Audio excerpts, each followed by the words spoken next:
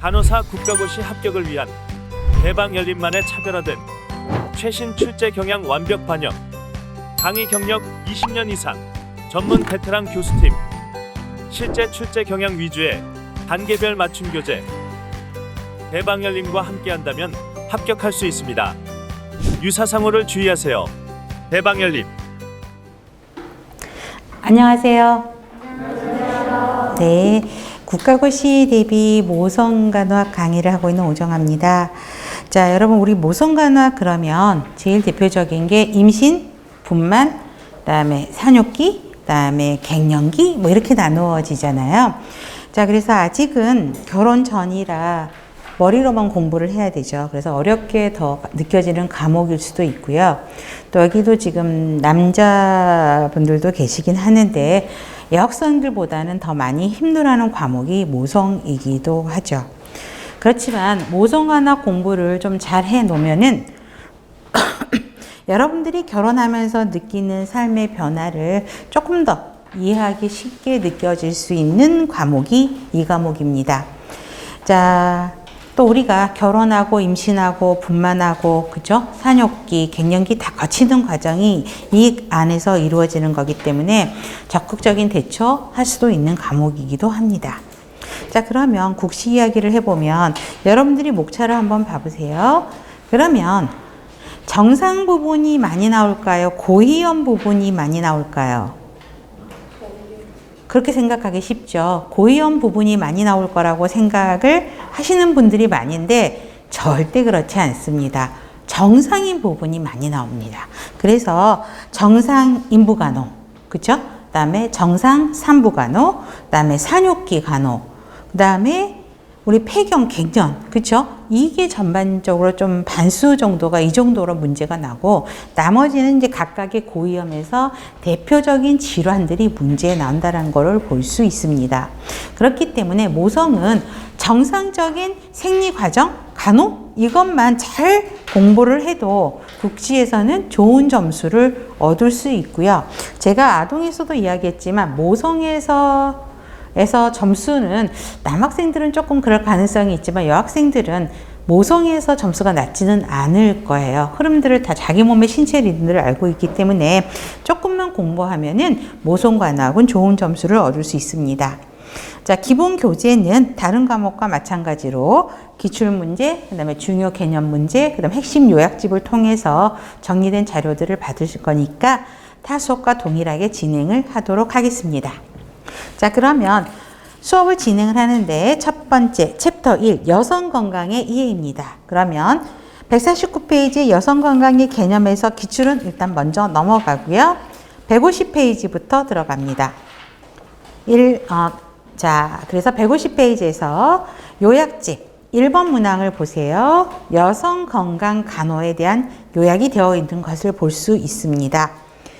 자, 그러면 항상 여성 건강 간호에서 가장 핵심 단어는 뭘까요, 여러분? 가족 중심으로 가야 된다는 거죠. 여성만 케어하는 게 아니라 여성을 포함한 가족 중심으로 접근을 해야 된다. 이게 가장 핵심 단어라고 보시면 될 것 같고요. 특히 개념은 조금 별표해 주시면 좋을 것 같아요. 여성의 일생을 통한 전 연령층의 건강관리죠. 그래서 여성과 그 가족의 안녕 건강 유지를 또 유지, 증진을 돕는 것이다. 가임기 여성, 그다음에 신생아, 남편까지도 포함한 가족 전체의 건강관리고요. 그렇게 해서 보시면 되겠고, 세 번째, 여성의 성특성과 관련해서 사춘기부터 폐경기 이후까지 문제를 보는 거죠. 그래서 가족 중심 접근법으로 봐야 된다라는 것입니다.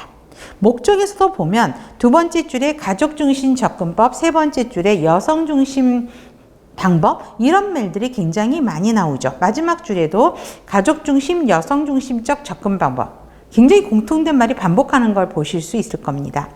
접근 방법도 보세요. 아예 카테고라이즈에 가족 중심 간호, 여성 중심 간호라고 나눠져 있는 걸 보실 거죠. 자, 그래서 보시면 되겠고, 그래서 여성의 일인 가족 전체의 과업이다라는 건 바로 아실 거고, 특히 가족 중심의 간호이기 때문에 제일 마지막 줄 참여분만, 자연분만, 모자동실, 가족분만, 가정분만의 부활 뭐 이런 말들이 들어가는 걸 보실 수 있을 겁니다. 그다음에 여성 중심의 간호는 계속 반복하니까 지금은 넘어가겠습니다. 1번 문제로 갈게요. 자, 가족 중심 접근법을 강조하는 이유는 4번이죠. 임신, 분만, 육아는 어머니의 일만이 아니라 가족 전체 가업이기 때문에 가족 중심 접근법을 해야 된다라는 것이죠. 그래서 사실은 요약 아니어도 그냥 흐름으로만 풀어도 이거는 금방 쉽게 풀 수 있는 문제입니다. 2번, 여성 건강 간호 제공자의 역할에 관한 거를 물어보는 거죠. 자, 틀린 거예요. 1번은 가족 중심적이다, 여성 중심이다, 간호 제공자의 역할을 이야기를 하고 있습니다. 옆에 하나만 쓰세요. 간호 제공자의 역할. 2번은 건강유지 및 증진을 옹호하고 지지하는 역할이기 때문에 2번은 옹호자의 역할을 이야기를 하고 있고요. 3번 전문직 여성으로서 여성의 역할 모델 역할이죠. 그러면 여기 역할 모델이고요. 5번 건강관리 체계를 확립하기 위한 정치 사회적 역할이니까 정치 사회적 역할이 들어갑니다. 그럼 당연히 4번이 틀린 거죠. 산과 부인과 질환을 치료하는 치료자의 역할. 이거는 간호 제공자? 아니죠. 의사 역할을 써놓은 거죠. 그래서 4번이 틀린 거고, 여기에 지금 간호 제공자의 역할, 옹호자의 역할, 역할 모델, 정치 사회적 역할을 적어놨어요. 또 하나로 추가로 쓸 수 있는 게 교육자의 역할을 쓸 수 있습니다. 3번 여성건강 간호 개념에 대한 내용으로 알맞은 조합. 여성의 삶 전체에 걸쳐서 하는 거죠. 여성 중심의 접근 방법을 하는 거고 가족 중심 가는 건 맞고 여성주의 이론에 근거해서 하는 거니까 답은 5번. 그래서 이런 문제들은 어렵지 않고요. 기출문제도 어렵지 않아요. 자, 1번 볼게요. 여성건강 간호의 총체적인 목적. 1번. 틀렸거든요. 어디가 틀린 걸까요? 여성 생식기 건강 문제만 다루는 게 아니죠. 그쵸? 그래서 틀린 거고 2번. 2번도 틀렸네. 어디까지? 어디를 고치면 좋을까? 가임기와 관련된 초경과 폐경에 관한 어떻게 보면 맞는 것 같아요. 아니죠. 사춘기부터 시작해서 폐경기 이후까지로 바꿔야 되겠죠. 3번 여성 개인의 정신적 건강에 초점을 맞춘다. 정신적 건강 초점도 플러스 신체적 건강까지도 또 건강 어떤 문제까지도 다 포함하는 거죠. 정신적 초점에만 맞추는 간호는 하는 건 아니죠. 4번 어머니 역할에 중점을 둔다고요? 아니죠. 임신, 분만, 출산 이런 과정에서 나타나는 여성 플러스 가족 전체의 접근법이 필요한 거고요. 5번 여성과 가족 중심의 관점으로 포괄적인 간호를 하는 것이다. 이게 총망라하고 있죠. 답은 5번. 2번 여성 건강 간호의 중점, 관점으로 옳은 것. 임산부와 가족이 자연적인 출산 과정을 경험한다.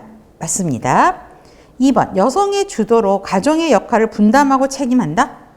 여성이 주도적인 건 아니죠. 가족 전체의 과업인 거지 여성이 주동적으로 모든 일을 진행하는 건 아니죠. 3번 여성 개인의 요구에만 맞춰서 간호를 제공하나요? 아니죠. 가족의 신체적인 그러니까 여성, 아동 그쪽 가족의 것도 다 포함해야 되고요. 출산하는 동안 여성을 가족 역할에서 제외하면 당연히 안 되겠죠. 완전 틀린 말. 의료인의 주도로 분만하면 더더욱 안 되는 말이죠. 1번. 3번입니다. 여성 중심 간호에 대한 설명이에요. 생식기 질환에만 초점을 둬요? 틀렸죠? 아니고. 전통적인 영양화를 중요시하는 것도 더더욱 아니고 수동적으로 반응하는 존재다? 말도 안 되죠. 자율적으로 의사결정하는 주체로 인식한다. 얘가 맞죠? 그 다음에 지배자, 피지배자의 관계? 말도 안 되지. 이런 문제만 나오면 너무 행복하지 않을까? 그쵸? 이거는 그냥 거저주는 문제라고 보셔도 돼. 이건 거 틀리면 절대 안 되지. 4번. 여성 건강 간호에 바라보는 여성에 대한 관점. 이것도 그냥 공부 안 해도 풀 수 있는 문제. 3번. 그렇죠. 건강관리에 대한 자기결정권이죠. 그래서 여성중심 접근이란 말이 또 여기서도 연결이 되는 걸 볼 수 있습니다. 그래서 이 전체적인 개념은 사실은 공부 안 해도 쉽게 다 풀 수 있는, 천천히만 보면 풀 수 있는 문제이기 때문에 그냥 가족 중심, 여성 중심 이런 것만 보셔도 됩니다. 다음 두 번째 성건강 간호입니다. 자, 그러면 151페이지는 일단 스킵하고 152페이지부터 들어갑니다. 자, 외부 생식 기계와 내부 생식 기계로 나눠지죠. 그래서 요약집 보면 외부 생식 기계, 내부 생식 기계 또 나눠서 자세하게 들어갈 겁니다. 자, 사춘기 여성에서 내부 생식 기계 성숙을 알 수 있는 징후? 성숙, 내부 성숙 징후. 월경 시작이죠. 초경. 그쵸?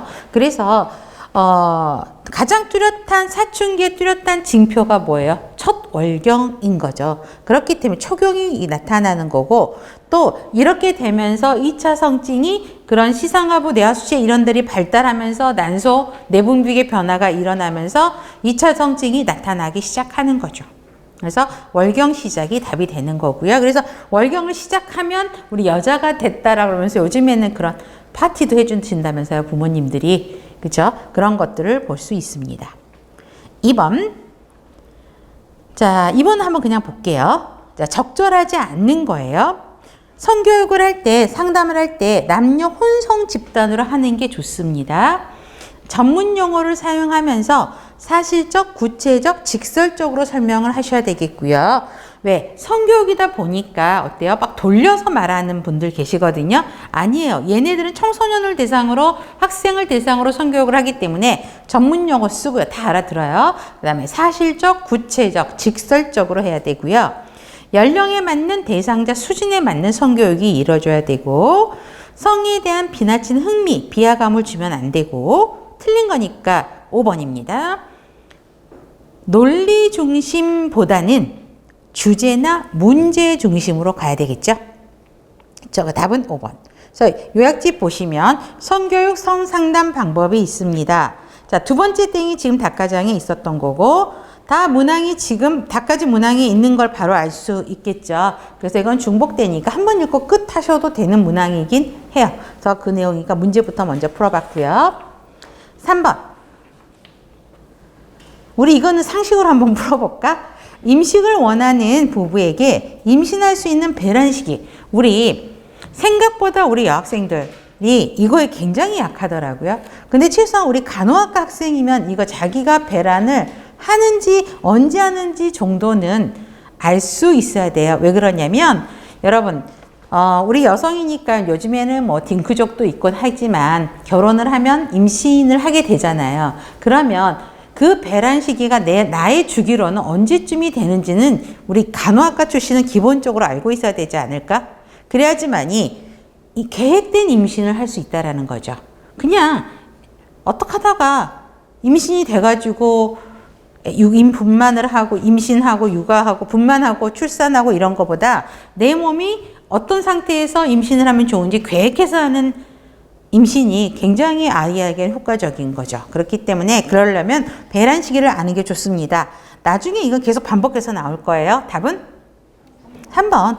다음 월경 예정이에요. 다음 달 월경 예정에서 플러스 마이너스 2일. 그래서 다른 말로 하면 플러스 마이너스 1이니까 어때요?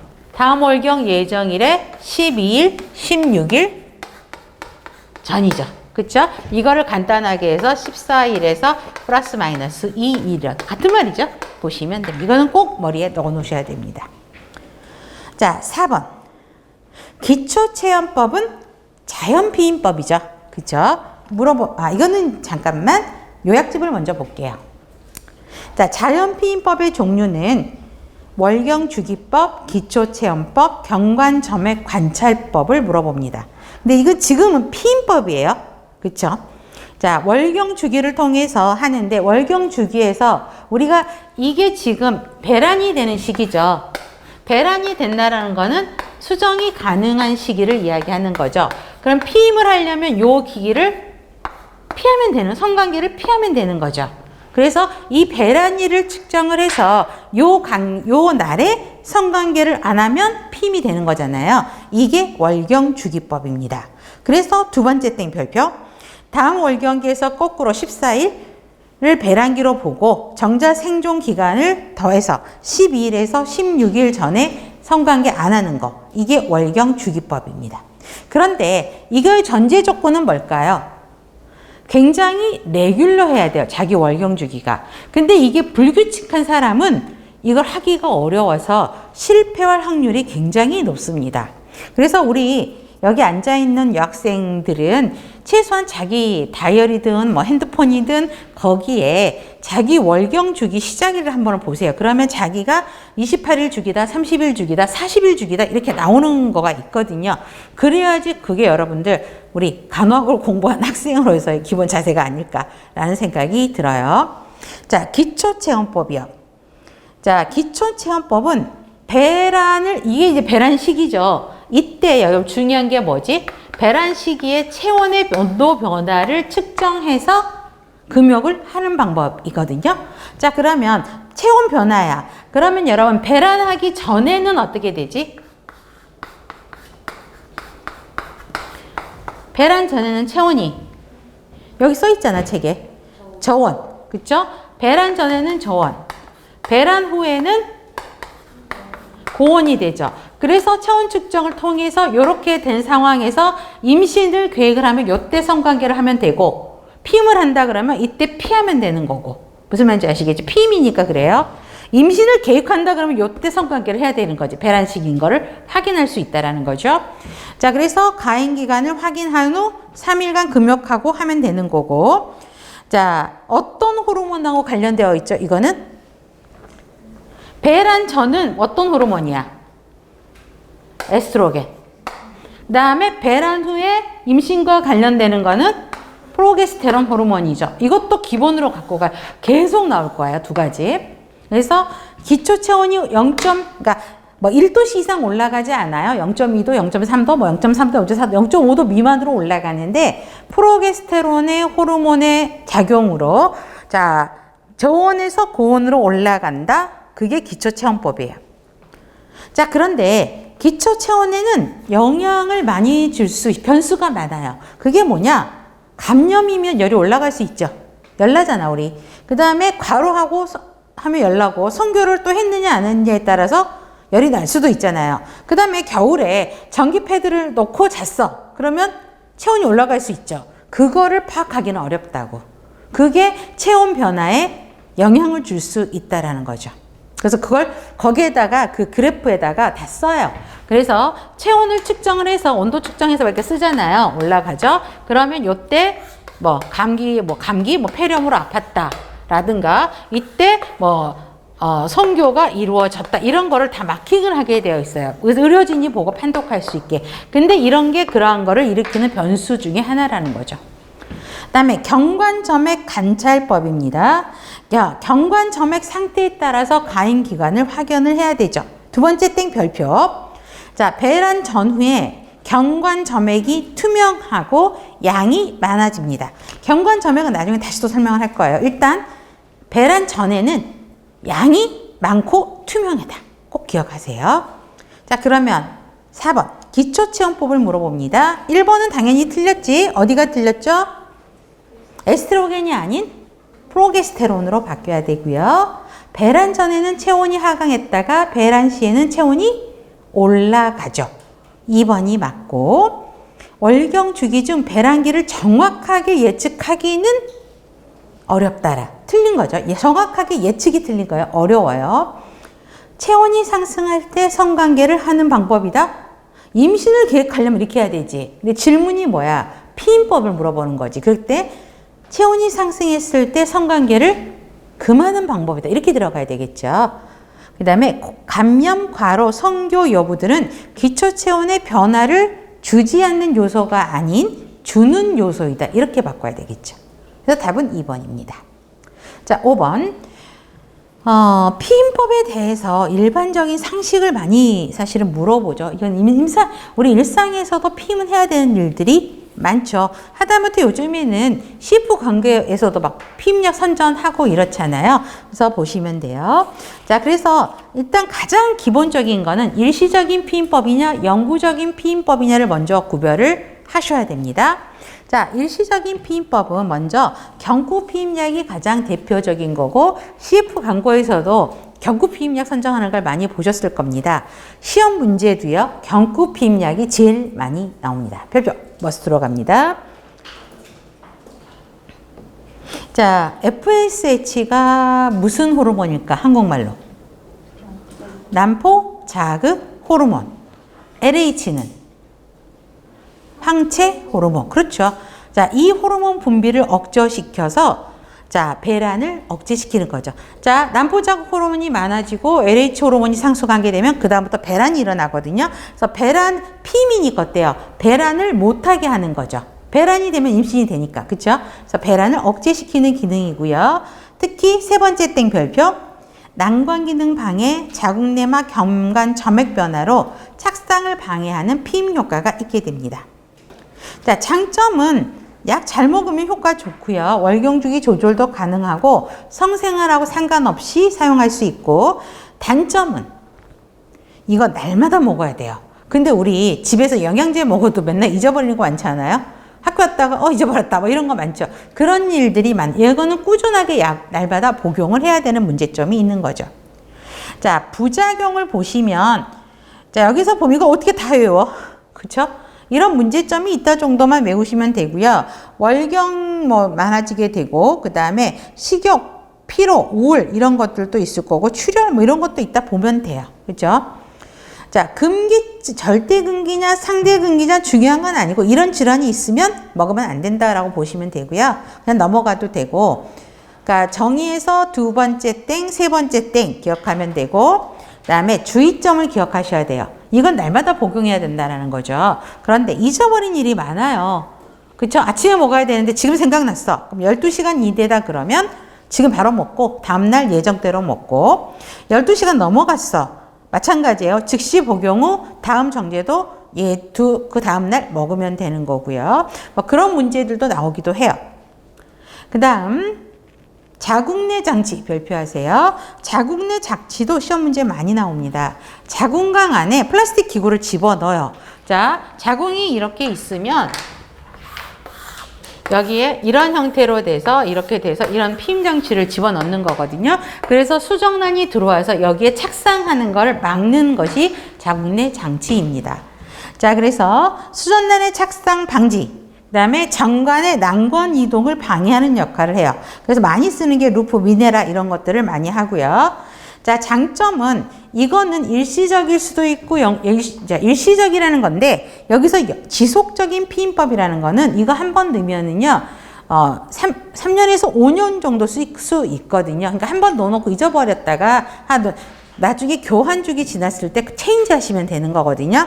자, 보시면 그래서 지속적이라는 거지 영구적인 건 절대 아니에요. 그 다음에 임신을 원할 때는 제거가 가능하다는 거죠. 그래서 아기를 낳고 그 다음 터울 조정할 때 있죠.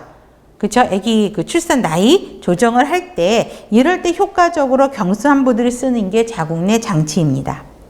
자, 그런데 부작용이 생각보다 많아요. 환자분들이 자궁내 장치를 하시는 분들이 많은데, 이게 조금 뭐냐면 월경이 좀 불순하거나 양이 많아질 수 있고요. 뭔가 플라스틱 기구를 집어넣어놨죠. 그러면 왜 질 분비물이 여러분들 있잖아요. 근데 질 분비물이 꾸준하게 나와요. 그래서 겨울은 그래도 괜찮은데 여름 같은 경우는 속옷 입고 있어 막 더운 데다가 질 분비물이 막 계속 끈적끈적하게 막 많이 나온단 말이에요. 그래서 이거를 쓰시는 분들은 왜 그거 이제 팬티 속옷만 입고 다니기는 불편한 거, 팬티 라인이라도 뭔가 붙여야 되는 거, 무슨 말인지 아시겠죠? 그런 게 있고, 뭔가 플라스틱 기구를 집어넣어놨기 때문에 허리 통증을 호소하시는 분들이 굉장히 많아요. 그래서 그런 단점들을 좀 보시면 될 것 같아요. 그래서 월경불순, 과다, 하복부 불편감, 뭔가 집어넣어놨으니까 염증성 질환들이 나타나게 되죠. 그래서 골반염증, 세균성 질염, 외울 필요 없어. 염증이 동반이 되겠구나. 이 정도로만 생각하셔도 되고, 요통은 기억하셔야 돼요. 그 다음에 진분비물이 많아진다라는 거. 천공, 자궁이 임신 안 해도 돼. 이런 거는 그냥 흐름으로만 보셔도 되죠. 그 다음에 패서리 다이아프램은 고무마개예요. 그래서 고무마개를 자궁 경부에다 넣어서, 그쵸? 정자가 경관 안으로 들어오지 못하러 맞는 고무마개를 패설이라고 이야기를 합니다.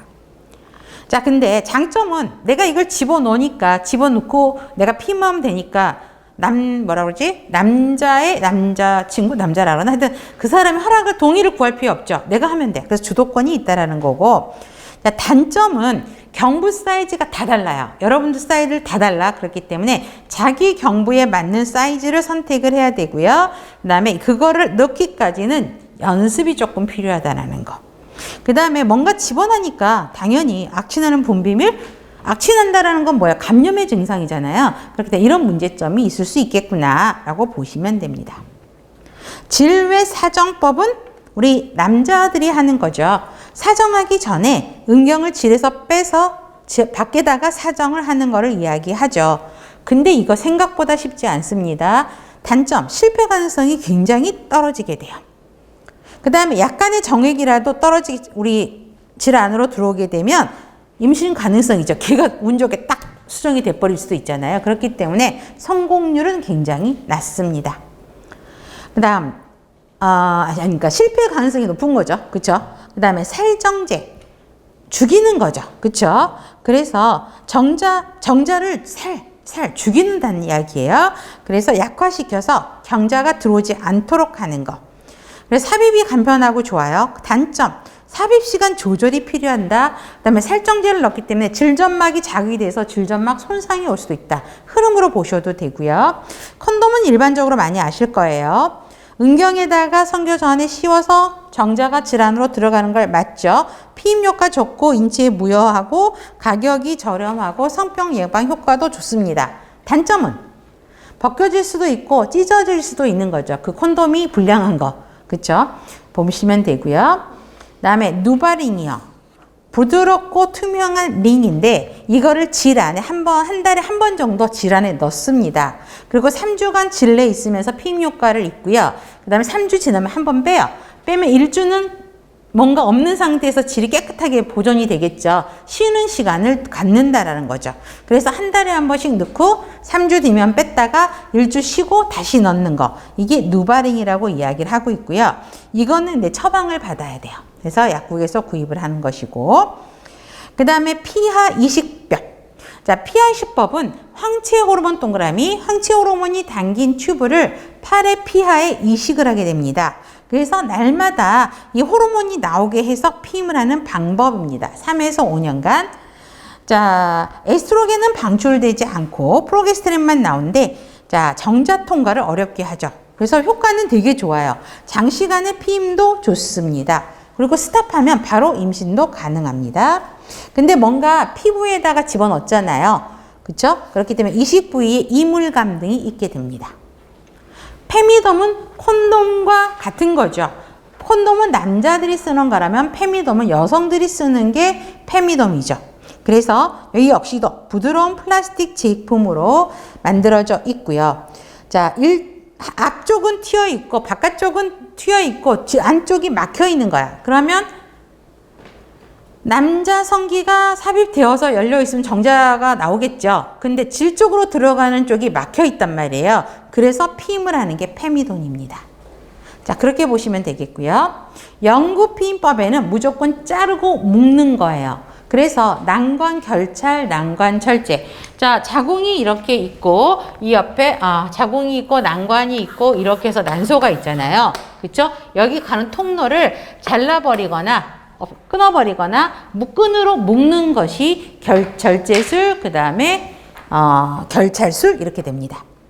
자, 그래서 절단을 하고 묶어버리니까 들어와서 지나갈 수가 없죠. 정자가 지나갈 수 없죠. 그렇기 때문에 자, 정자 난관 통과를 막아버리죠. 자, 그런데 자, 난관 결찰, 난관 절제를 했어요. 그럼 이건 두 번째 것도 기억을 해야 돼. 자, 월경 배란 호르몬 기능은 왜 정상일까?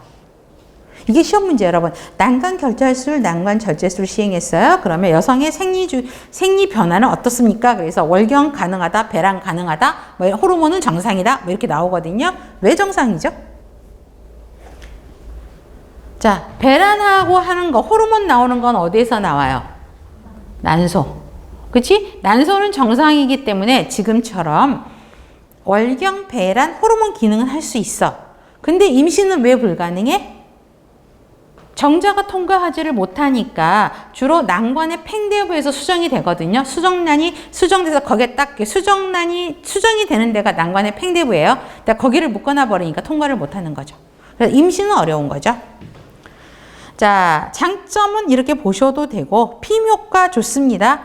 네, 결찰술은 묶는 거니까 그래도 풀면 돼요. 절제술은 복원하기 어렵겠죠. 그렇죠? 정관 절제술입니다. 정관을 절제하는 거죠. 성생활 지장 없고 정액량 변화 없다라는 거. 세 번째 거 동그라미. 자, 남자분들이요. 정관 절제하라 그러면 정관을 또 묶으라 그러잖아요. 여기도 그거 묶는 것도 빠졌네. 묶거나 아니면 절제하라 그러는데 남자분들 싫어합니다. 왜요? 성생활에 지장 줄 수도 있다. 내가 이거 묶거나 자르면 정액량의 변화가 있는 거 아니냐라고 되게 싫어합니다. 그래서 시험 문제는 이거예요. 두 번째 땡. 자, 피임 효과 굉장히 좋습니다. 단점은 잘라놓으면 복원하기가 되게 어렵죠. 그렇죠? 그 다음에 주의점. 자, 정관 내 정자가 한 달에서 석 달 정도 묶고 절제했는데 남아있을 수 있어. 얘가 석 달 동안. 그렇기 때문에 수술했으니까 바로 성관계 피임 되겠구나. 오류입니다. 절대 그거 하시면 안 돼요. 그래서 그러니까 2회 지속적인 점액 검사에서 정자가 발견되지 않을 때까지는 다른 방법의 피임이 필요하다라는 거죠. 그래서 뭐 2번 검사다 뭐 이런 건 안 해도 되고 한 100일 기준으로 생각하세요. 그 정도까지는 그 안에 남아있는 정자가 살아있을 수 있기 때문에 다른 병행할 수 있는 피임 효과, 피임 방법을 같이 사용하면 좋다. 이렇게 외우시면 됩니다. 근데 산부인과 이렇게 외래 오시잖아요. 그러면 이런 일들 굉장히 많아요. 부부가 싸움하고. 그러니까 남편은 자기는 분명히 수술을 했는데 와이프가 임신을 했다는 거야. 이건 자기 애가 아니라는 거야. 그런 일들이 생각보다 많습니다, 여러분. 그래서 절대 그러면 우리 사람의 일은 몰라요. 그렇죠? 그렇기 때문에 그런 걸 알고 계시면 효과적으로 대처할 수 있습니다. 자, 보면 5번. 5번이죠? 문제 분격. 자, 피임법을 물어봅니다. 자, 영구 피임법. 난관 절제술만 영구 피임법이죠. 그렇죠? 자궁 내 장치는 일시적인 피임법. 2번은 월경 주기가 불규칙해서 첫째를 분만한 후 둘째 낳기까지 3년 터울로 임신 계획을, 육아 계획을 세우네. 자, 신경 쓰지 않으면서도 확실한 피임을 원할 때 좋은 방법은 자궁내 장치죠. 그렇죠? 그러니까 첫애 낳고 자궁내 장치 삽입하고 3년 지나서 빼버리면 되는 거 아니야. 그리고 임신 계획하면 3년 터울로 임신할 수 있죠. 그렇죠? 그래서 자궁내 장치입니다. 3번. 배란 시계를 이용해서 성관계 피해서 정자와 난자의 수정이 일어나지 않도록 하는 피임법. 기초체온법을 이야기하고 있죠. 4번.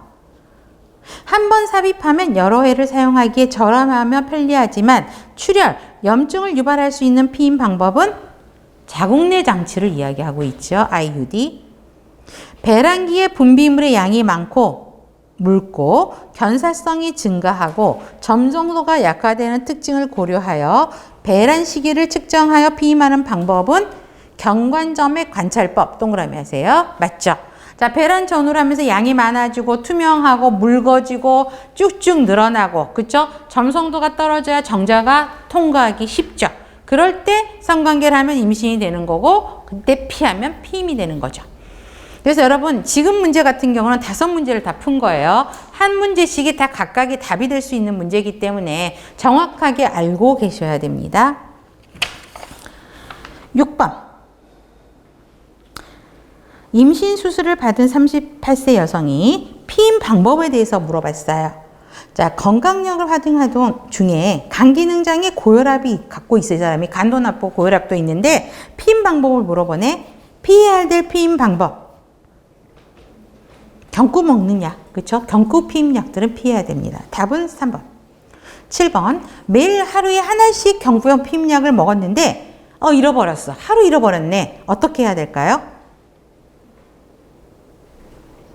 3번. 즉시 하나를 복용한 다음에 그 다음에는 정해진 시간에 그대로 하나씩 복용하면 됩니다. 3번. 이거는 일반 상식일 수 있어요, 여러분. 그렇죠? 8번. 여성이 사용하는 것, 부드럽고 플라스틱 비닐 제품, 얇고 투명하게 만들어져 있고 질내, 질벽, 경부, 질구의 일부를 덮을 수 있는 일회성 피임 도구.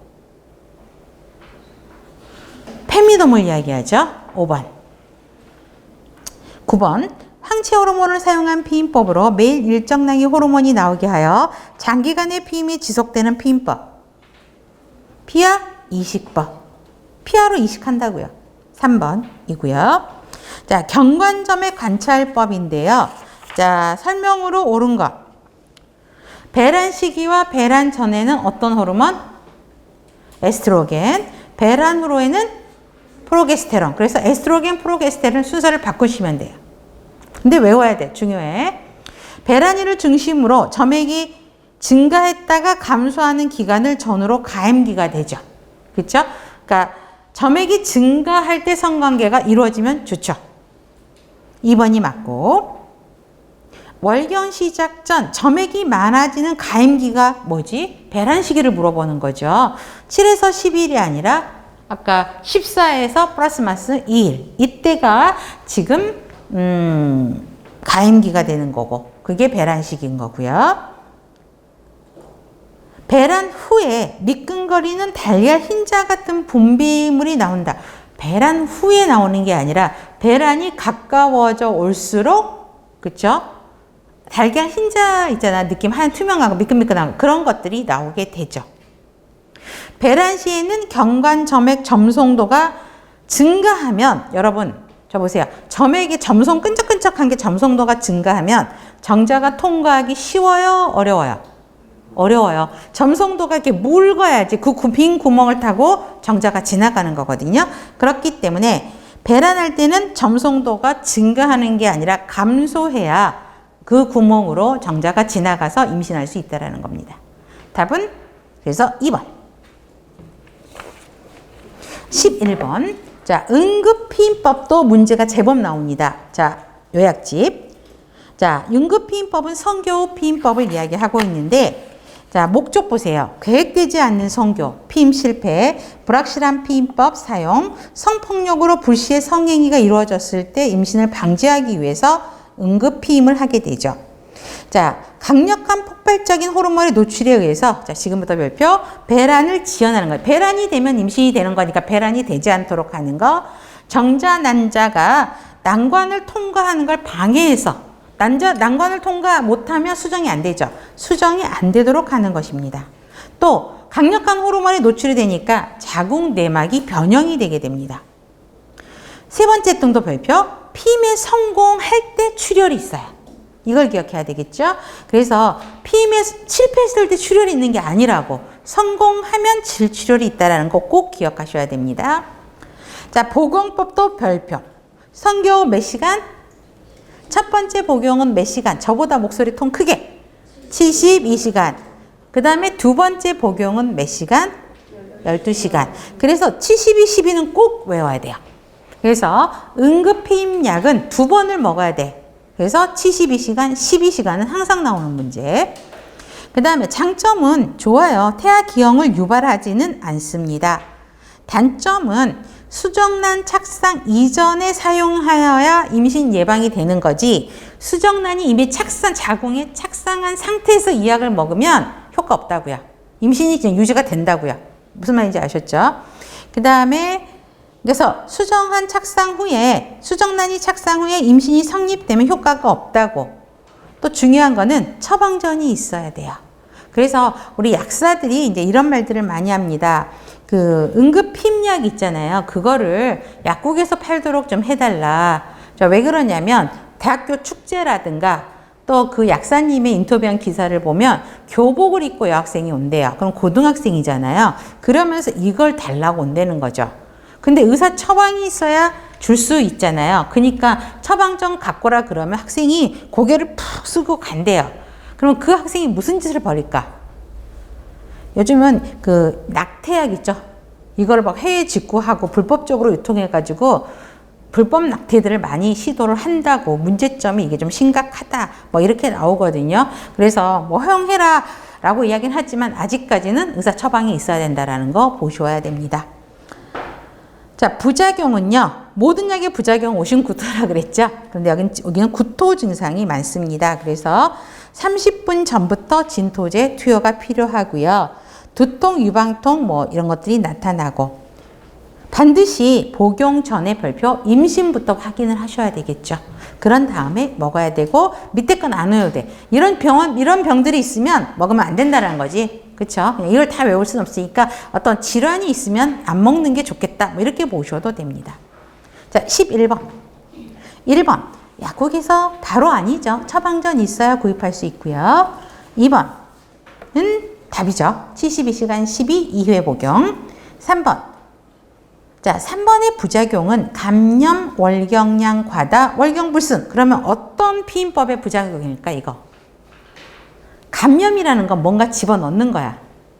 그치? 아까 폐설에도 집어넣을 수도 있고 자궁내 장치도 될 수도 있어. 근데 지금 3번 답까지 문항은 자궁내 장치를 이야기하고 있어요. 그 자궁내 장치의 부작용이고 응급피임법의 부작용은 아까 뭐였지? 오심, 구토, 뭐 두통, 유방통, 어지러움 이런 거죠. 4번. 질출혈이 있는 거는 성공할 때예요? 실패했을 때야? 성공. 그러니까 틀렸죠. 수정란 착상 전에 약을 먹어야 효과가 있다죠. 그래서 후에 되니까 틀린 거죠. 착상 이전에 먹어야 된다라는 것입니다. 12번. 영구 불임술로 양측의 난관을 다 잘랐어. 자, 한쪽만 자른 게 아니고, 그쵸? 이쪽의 난관도 잘랐어. 그쵸? 그러면 생식기 변화. 이거 시험 문제 많이 나와요. 답은? 일단 5번이 맞지? 잘랐으니까 임신을 재계획할 때 자른 걸 어떻게 붙일 거야. 그쵸? 복원하기가 어렵다라는 문제점을 가지고 있죠. 쉬운 게 아니에요. 복원이 어려워요. 그러면 월경배란 호르몬 기능은 왜 정상이에요? 난소가 다 멀쩡하죠. 건강하죠. 자연 임신은 불가능하죠. 왜? 난간을 잘라놨으니까 정자 이동이 안 되죠. 그렇게 되면 수정이 안 되고 성기능 정상이고요. 수술 부작용은 되게 적은 게 수술이에요. 절제수술. 간단해요. 답은 그래서 5번. 그 다음 13번. 자, 강간상의 증후군입니다. 요즘에 이런 것도 많이 있죠. 그래서 요약집 보세요. 급성기, 외부 적응기, 재조직기, 통합기, 회복기 이렇게 나눠지는데 이건 흐름으로 보셔도 돼요. 이해만 하셔도 돼요. 급성기는 강간 일어난 며칠간, 몇 주간 지속되는 걸 급성기라고 하죠. 그러면 어때요? 쇼크 먹었죠? 무섭죠? 불안, 수치심을 섞는 급성기입니다. 그래서 그런 증상들이 공포, 불안, 부정, 혼돈 이런 것들이 나오고 당연히 잠도 못 자겠죠. 그래서 이런 통증 경험도 경험하죠. 근육 긴장, 통증, 과다호흡, 뭐 소화도 안 되고 토할 것 같고 그쵸? 이건 금방 아실 거고 외부 적응기예요. 이 시간이 지나면 조금 이제 지나서 놀랍고 무섭고 공포스러운 기록들이 조금 정리가 되면 외부 적응기로 갔는데 겉으로는 멀쩡한 것 같아요. 그렇죠? 그러나 심리적으로는 조금 부인 단계라고 말하기를 싫어해요. 숨기려고 하지. 자, 극심한 불안 상태 겉으로는 그러니까 진정된 상태처럼 보는데 속으로는 불안해요. 그래서 진정한 상태가 자기가 스스로 부정하고 억압하라는 형태에 의해서 겉으로는 진정한 것처럼 보인다고요. 표현을 안 할 뿐이에요. 근데 행동을 보면 갑자기 보안 강화를 해요. 주거지 전화번호 바꾸고 핸드폰 바꾸고 문 잠그고 막 그 현관문에 비밀번호 다시 세팅하고 뭐 다른 곳 막 설치하고 이런 형태들을 하는 게 외부 적응기입니다. 근데 그럼에도 불구하고 강간을 당했다는 사실이 없어지진 않죠. 우울증에 빠지게 됩니다. 재조직기는 현실에서 변화를 시도하고 안정을 취하는 단계고 서서히 자신의 새 출발을 위해서 노력하는 단계. 그 다음에 통합기. 타인을 믿게 되고 또 다른 강간 희생자들도 도우려고 하는 단계가 통합회복기라고 이야기하고 이런 강간상해를 당하는 게 보통은 강간상해를 당하면 다 내 잘못, 내가 잘못해서 또 주변에서 뭐라 그러냐면 네가 그렇게 짧은 옷을 입고 다니니까 그렇다. 이렇게 말들이 많이 들려오는 게 많잖아요. 근데 이제 그거에서 벗어나서 가해자한테 있는 거, 내 잘못이 아니다 라는 생각으로 바뀌게 되고 내가 이런 비난을 내가 받을 필요가 없다, 내 잘못이 아니다 라고 인지하는 단계가 마지막 단계입니다. 그래서 일상생활에서 자신을 다시 찾아가는 단계를 거치게 되죠. 13번 문제는 급성기를 물어보는 문제입니다. 그러면 답은 2번이죠. 자신이 불결하다고 느끼고 신체를 막 씻어내고 자신을 비난하고 죄의식을 갖는 거, 이거를 볼 수 있죠. 14번. 자, 성폭행을 당한 사람이 방문을 했을 때 중재 문제가 제법 나옵니다. 어떻게 할 건지. 자, 그러면 1번 볼까요? 자, 상과 치료가 먼저일까요? 중거물 채취가 먼저일까요? 중거물 채취가 먼저지. 상과 치료, 여러분 보세요. 안에 성폭행을 당해서 왔어요. 그럼 상과적 치료를 한다고 소독 드레싱 다 해버리면 질환에 남아있는 정액 없어질 수 있잖아요. 그러니까 증거물 채취부터 먼저 하고, 그 다음에, 그러니까 그 정액이 누구 거냐부터 판단하고, 그 다음에 치료가 들어가야 되는 거죠. 그런 거기 때문에 증거물 채취가 먼저라는 거 꼭 기억을 하셔야 되고요. 피해자가 느낄 수 있는 수치심, 무력감에 대해서 심리적 지지 당연히 해줘야 되죠. 딴 건 몰라도 2번만 읽어도 그래 맞는 답이다 이렇게 할 수 있죠. 3번 고쳐보세요. 그러면 수치심을 완화하기에 간호과정 기록 안 해도 돼요? 아니죠. 기록은 해야 되죠. 그 다음에 피해자의 신체 의복이 묻은 분비물을 깨끗이 씻어줘요? 아니죠. 증거물 보관해야 돼요. 간간히 난 증거물을 찾아야 되기 때문에 이런 거는 씻지 않고 그냥 비닐팩에다가 넣어서 보관을 하셔야 되겠죠. 그리고 환자 먼저 씻으라 그러면 안 돼요. 그러면 씻으면 다 그 증거들이 물에 의해서 씻겨나가잖아요. 그런 것들을 조심하셔야 됩니다. 질 검사 전 외음부 상처나 이혈에 이물질을 닦아내면 또 안 되겠죠. 그렇죠? 검사 먼저 보존을 하고, 그렇죠? 증거 자료를 먼저 확보한 다음에 질 검사하고 드레싱하고 다 해야 되죠. 답은 2번. 15번 마찬가지입니다. 자, 응급실 방문 전 대소변을 보았는지 확인한다. 왜 그럴까요? 소변 보면서 정액들 다 빠져나갈 수 있잖아요. 그렇기 때문에 대소변을 먼저 봤다 그러면 증거 수집하기가 좀 어려워집니다. 그래서 먼저 물어보고, 즉시 치료해야 될 상처가 있는지 알기 위해 신체 검사를 먼저 해요? 아니죠. 증거물 확보를 먼저 해야 된다고요. 이건 맞아. 죄송해요. 제가 잠깐 예상해줬어요. 치료해야 될 상처가 있으면 먼저 상처부터 확인해야 되죠. 어디가 상처가 있는지, 손에가 상처가 있는지, 질에 상처가 있는지, 그쵸? 어디가 상처가 있는지 먼저 확인한다라는 거. 이거는 치료한다라는 게 아니라 먼저 시진이랑 검사를 해서 먼저 확인한다는 거니까 맞고요. 베타 HCG 양성 반응을 확인한다. 왜요? 어떤 목적 때문에? 임신인지 확인하기 위해서 해야 되죠. 그 다음에 심리 상태를 고려해서 각각의 기록에 사인은 받지 않는다. 사인을 받지 않는 건 맞습니다. 왜냐면 그 너무나 충격적인 상태이고 고통스러운 상태인데 그 기록지 맞냐고 막 하잖아요. 그럼 되게 스트레스 받아요. 그래서 사인은 받지는 않지만 기록은 다 남겨두셔야 되죠. 강간에 대한 세밀한 보고서는 정신적 안정을 위해 작성하지 않아요? 아니죠. 이거는 작성을 해야 되죠. 그래서 이것도 안 읽어봐도 5번, 당연히 5번은 아니지 라고 하지만 나머지 문제는 고치셔야 된다라는 거죠. 좋습니다. 자, 그러면 기출문제로 가겠습니다. 151페이지. 자궁내막을 변화시켜서 수정란 착상을 방해해서 임신을 예방하는 피임 방법. 자궁내 장치죠. 4번. 2번. 1년 동안 임신이 안 돼서 난임 클리닉을 방문했어요. 기초체험법. 중요한 건 기초체험법이야. 자, 목적. 임신이 안 돼서 난임 클리닉이니까 임신 계획을 세우라는 거지. 그러면 기초체험법을 해서 기초체험법을 통해서 임신을 계획하는 거니까 뭘 하는 거지? 1번. 배란 시기를 확인하는 거죠. 체온 변화를 보고 배란 시기가 언제인지 확인해서 그때 성관계를 하십시오. 라고 되는 거죠. 답은 1번. 3번. 성공력 피해자에게 원치 않는 임신을 예방하기 위한 중재. 3번이죠. 72시간 내에 응급히 임약 투여해야 되고요. 즉시 세척하면 안 되죠. 그 다음에 살정제를 투여하면 더더욱 안 되고, 임신 반응 결과가 나올 때까지 기다리기도 아니고, 스테로이드 요법 할 필요도 없죠.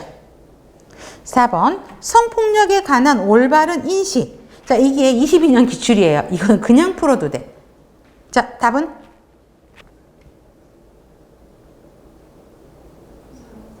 그치, 4번. 그쵸? 타인의 성적 자율권을 침해하는 폭력이라는 거죠.